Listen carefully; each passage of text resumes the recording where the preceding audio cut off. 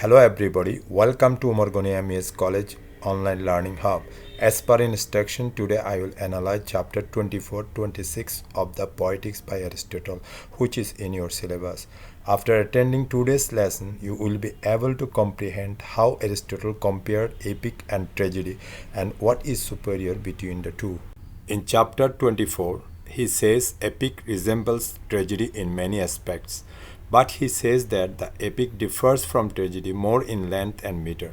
An epic poem can be longer than a tragedy and can present events occurring at different places in which add to richness and interest. Richness of interest. It differs also in meter. Experience has proved that there is only one meter in which epic can be written, the heroic hexameter. In his treatment of drama, Aristotle takes Homer as the supreme model of his artistic unity, of dramatic construction, and of Arthur's rule in epic. That is, he should speak as little as possible in his character. Above all, of the art which is essential both in epic and dramatic poetry, the art of telling lies in the right way. This is logical fallacy, or what Coleridge called willing suspension of disbelief. Chapter 26 contains the general problem: which one is greater, whether the epic or the tragedy? For Aristotle, tragedy is superior in many aspects, which is more inclusive, compact, and effective than epic. Tragedy may be decried as vulgar because it appeals to the crowd and acting can easily degenerate. Tragedy is preferred because it contains all the pleasure-giving elements of the epic, with music and scenery. In addition, its effects on emotions is stronger because, being shorter, it is more concentrated.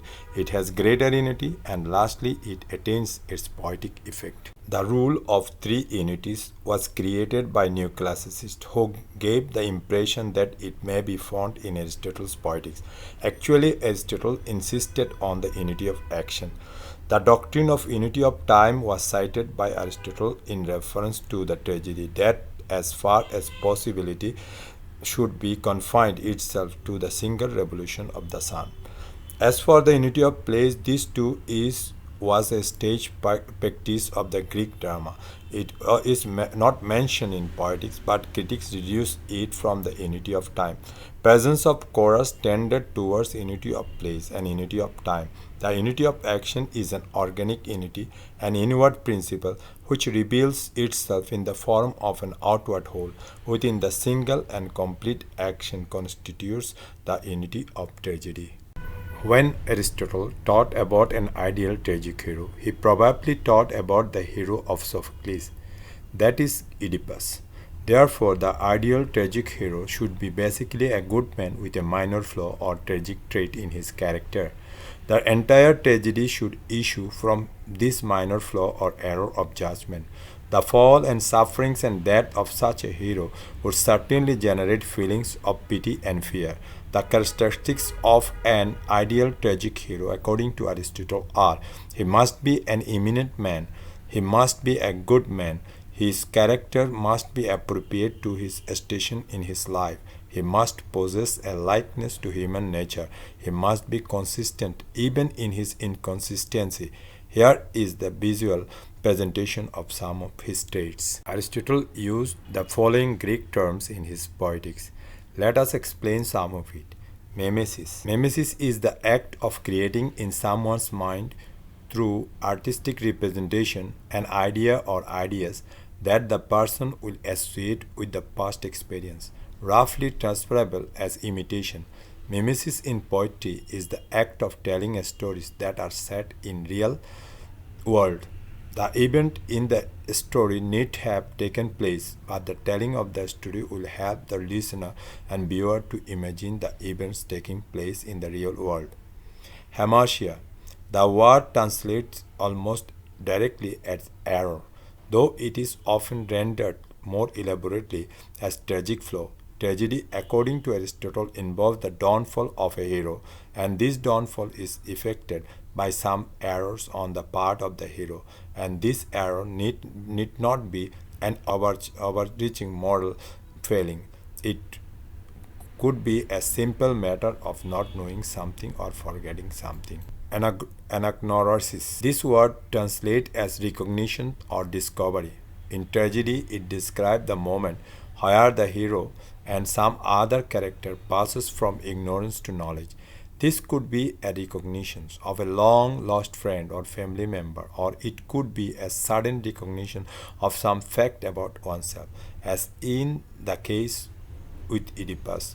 Anagnosis often occurs at the climax of a tragedy, in tandem with peripecia. Mythos. When dealing with tragedy, this word is usually translated as plot, but unlike plot, mythos can be applied to all works of art. Not so much a matter of what happens and in what order. Mythos deals with how the elements of a tragedy or a painting, a sculpture come together to form a coherent, unified whole. The overall message or impression that we come away with is what is conveyed to us by the mythos of a piece. This word was normally used in ancient Greece by doctors to mean purgation or by priests to mean purification. In the context of tragedy, Aristotle uses it to talk about the purgation or purification of emotions. Presumably, this means that catharsis is a release of built up emotional energy, much like a good cry. After catharsis, we reach a more stable and neutral emotional state. Peripecia. A reversal either from good or bad to good. Peripecia often occurs at the climax of a story, often prompted by anagnosis. Indeed, we might say that the peripecia, the climax of a story. It is the turning point in the action where things begin to move towards a conclusion. Lucis. Literary untying. The lucis is all the action in a tragedy from climax onward. All the plot threads that have been woven together in the daisies are slowly unraveled until we reach the conclusion of the play. Daisies. Literally tying. The daisies is all the action in a tragedy leading up to the climax. Plot threads are craftily woven together to form a more and more complex maze. At the peripecia or turning point, these plot threads begin to unravel in what is called the lucis or denouement. Pathos. Pathos is a quality of an experience in life or a work of art, or that stirs up emotions of pity, sympathy, sorrow. Pathos can be expressed through words, pictures, or even with gestures of the body. Hubris. Hubris is excessive pride or self-confidence. In Greek tragedy, excessive pride towards or defiance of the gods, leading to nemesis. Nemesis is the inescapable agent of someone's or something's downfall, a downfall caused by an inescapable agent. In other words, it is synonymous to fate. This is the last session that completes your syllabus on Aristotle's Poetics. We will soon have a quiz test online. See you soon.